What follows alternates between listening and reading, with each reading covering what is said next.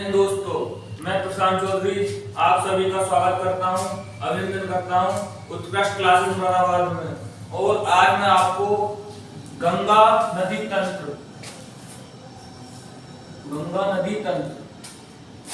यानी ये गंगा नदी जो है इसके बारे में पूरा पढ़ेंगे। किस किस राज्य में इसका विस्तार है और इसकी सहायक नदी कौन सी है और पूरा यानी डिटेल में गंगा नदी तंत्र के बारे में आज पढ़ना है हमें। तो सबसे पहले इसकी लंबाई देखते हैं, इसकी कुल लंबाई कितनी है।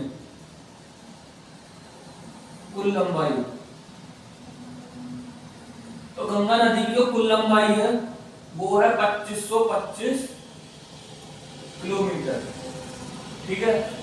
और ये जो लंबाई है ये भारत और बांग्लादेश दोनों में है, कह सकते हैं इसको भारत और बांग्लादेश दोनों में मिलकर ये पूरी 2525 किलोमीटर की लंबाई है। और ये हमारी जो राष्ट्रीय नदी घोषित की गई है, गंगा नदी को हम राष्ट्रीय नदी कहते हैं। और ये राष्ट्रीय नदी 2008 में 4 नवंबर 2008 को राष्ट्रीय नदी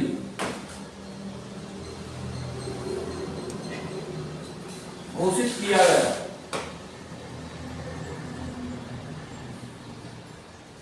और ये हमारी जो नदी है ये भारत के 5 राज्यों से होकर जाती है।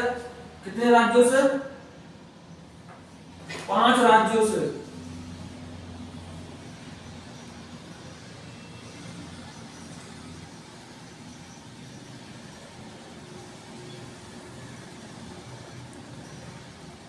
पांच राज्यों से होकर जाती है।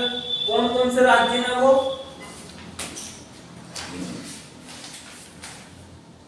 पहला राज्य है उत्तराखंड, दूसरा राज्य है उत्तर प्रदेश,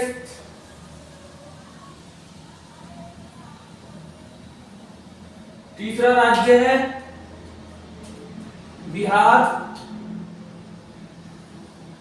चौथा राज्य है झारखंड, पांचवा राज्य है पश्चिम बंगाल। भारत के 5 राज्यों में बहकर जाती है।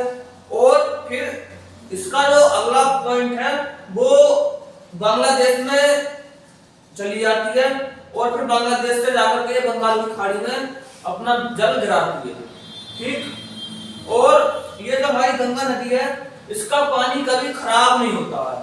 क्यों नहीं होता? उसका कारण है गंगा नदी में नमक विषाणु पाए जाते हैं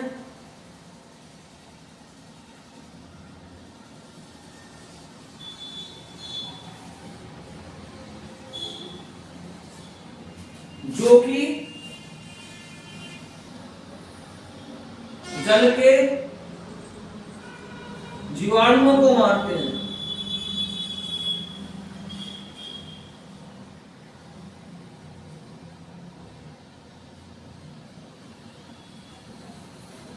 जिससे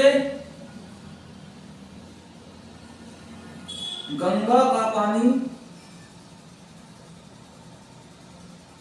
खराब नहीं होता।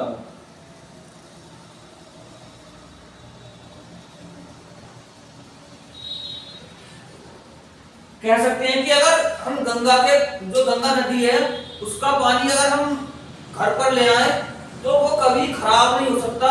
जैसा लायक है कतई शुद्ध वैसा ही रहेगा, ठीक है। तो उसका कारण यही है क्योंकि गंगा नदी में नमक विषाणु पाए जाते हैं और जो उसमें जीवाणु उत्पन्न होते रहते हैं वो उनको मारते रहते हैं, इसलिए गंगा नदी का पानी शुद्ध रहता है।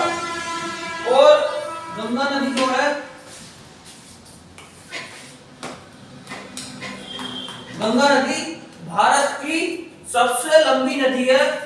इस क्षेत्र में जल ग्रहण क्षमता के क्षेत्र में, यानी कि कह सकते हैं कि गंगा नदी में भारत की जितनी भी नदी हैं उन सब में सबसे ज्यादा जल ग्रहण करने की क्षमता हमारी गंगा नदी में है। तो गंगा नदी जो है भारत की सबसे लंबी नदी है। किस क्षेत्र में है? जल धारण करने में।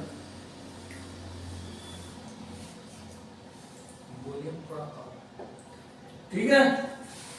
और अब इसकी जो सहायक नदियां उनके बारे में हम चित्र के माध्यम से समझेंगे। ठीक है, इसका स्क्रीनशॉट लीजिए और इसे मैं मिटा देता हूं।